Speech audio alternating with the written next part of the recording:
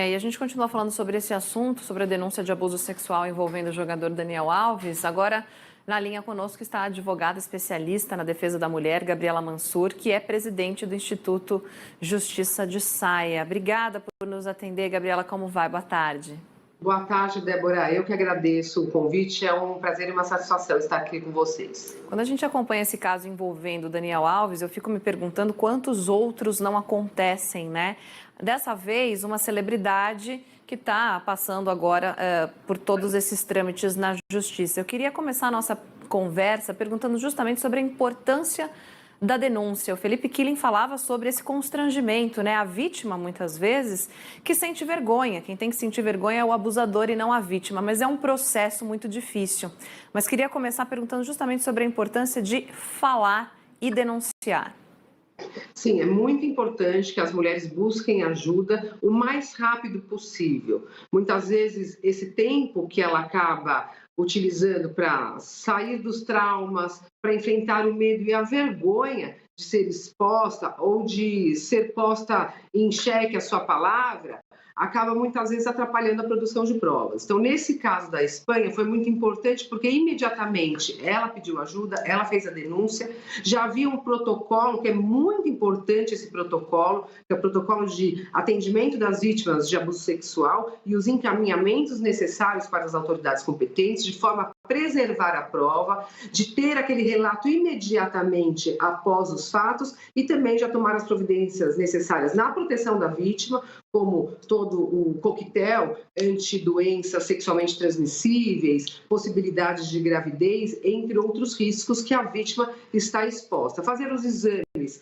sexológicos, toxicológicos e também toda a preservação da prova no ambiente, com testemunhas, com câmeras de segurança e também para as provas periciais nas roupas e nos locais em que esse crime ocorreu. O Brasil, infelizmente, Débora, eu estou aí advogando para alguns casos graves de abuso sexual, em que não houve esse protocolo, em que, de alguma forma, a vítima acabou sendo exposta e não conseguiu fazer a prova necessária, nem a polícia e nem a própria vítima e testemunhas, para manter aquele acusado preso. Então, são casos graves de estupro em que os acusados, os investigados estão soltos, trazendo uma sensação de total descredibilidade na justiça e uma sensação também de impunidade perante toda a sociedade.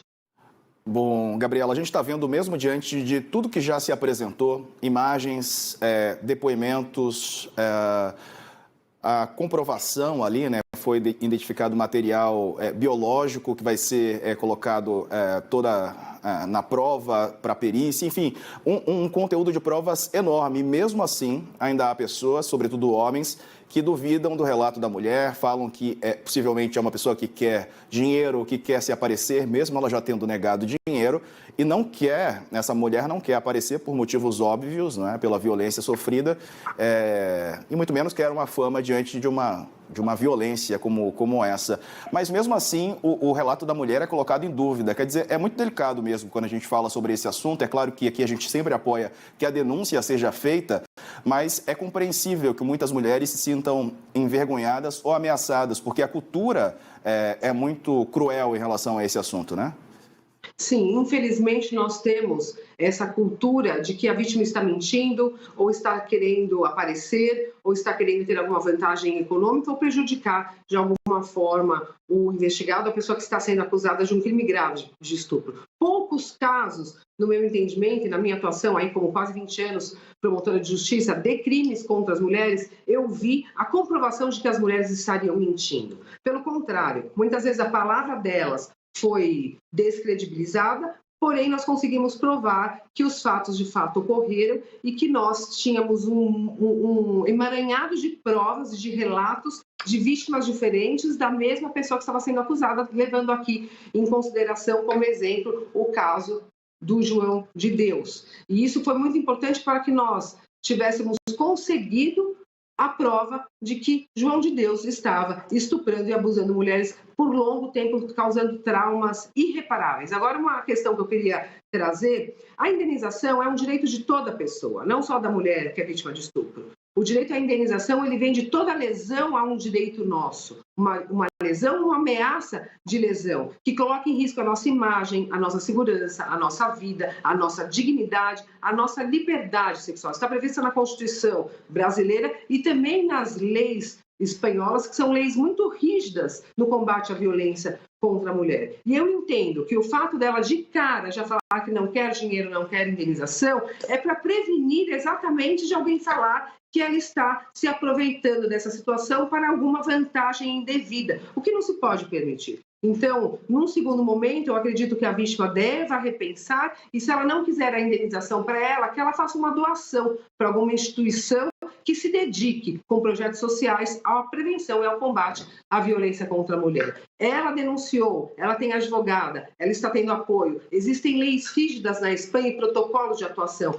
mas aqui no Brasil, infelizmente, nós temos vítimas de abuso sexual todos os dias, sem que haja o respeito, a dignidade, a segurança e a ordem pública. E é isso que nós queremos ter como exemplo desse caso. Não precisa ter uma celebridade sendo processada. Todos e todas merecem a proteção da lei e todos e todas têm uma lei para ser aplicada para a defesa e também para a acusação de crimes graves contra as mulheres. Isso é fundamental, justamente o ponto que eu ia tocar, essa comparação, né, da justiça espanhola com a justiça aqui no Brasil. É essencial ter esse amparo, né, esse respaldo, porque não adianta nada a vítima fazer uma denúncia e a gente encorajar essa denúncia se dali para frente nada vai ser feito, né, a partir daquilo. Muitas mulheres ainda são subestimadas, são menosprezadas, é sempre a dúvida, né, fica a cargo da vítima ainda ter que comprovar, se não bastasse todo o trauma que ela já passou, né. Eu queria te ouvir justamente sobre o que o Brasil tem a aprender com leis rígidas internacionais, fazendo essa comparação, no caso, com a justiça espanhola. Bom, nós temos aqui uma legislação rígida também, Débora. Nós temos um sistema muito rígido de crimes sexuais contra as mulheres que foram avanços legislativos, eu participei de muitos, inclusive, na proteção e defesa dos direitos das mulheres, depois de casos graves que ocorreram no Brasil e que foram divulgados no mundo, como o caso daquele estupro coletivo que ocorreu no Rio de Janeiro, como o caso também do João de Deus, entre outros, aquele caso da importunação sexual, o homem que ejaculou no transporte público no rosto de uma mulher. Todos esses fatos colaboraram para que as autoridades competentes tivessem ciência e a atitude de aprovação de leis mais rígidas. Porém, o que falta? Protocolos de atendimento às vítimas, procedimentos rápidos, céleres, eficazes, e o não menosprezo dos fatos, o não menosprezo da palavra da vítima, porque a maioria dos casos em que há uma demora, nós não temos a prisão preventiva do réu. E quando a prisão preventiva do investigado, do réu, ela é decretada, os processos necessariamente correm mais rápidos. Necessariamente a prova produzida é mais célere. Eu atuei em casos em que a menina falou que foi abusada sexualmente, o exame de corpo de delito demorou a ser feito, não foi feito o exame toxicológico, e eu, no particular, consegui acolher essa menina com o projeto social que nós temos, os Justiceiras, e fiz todas as provas. E foi constatado marcas e lesões gravíssimas no ânus, na vagina.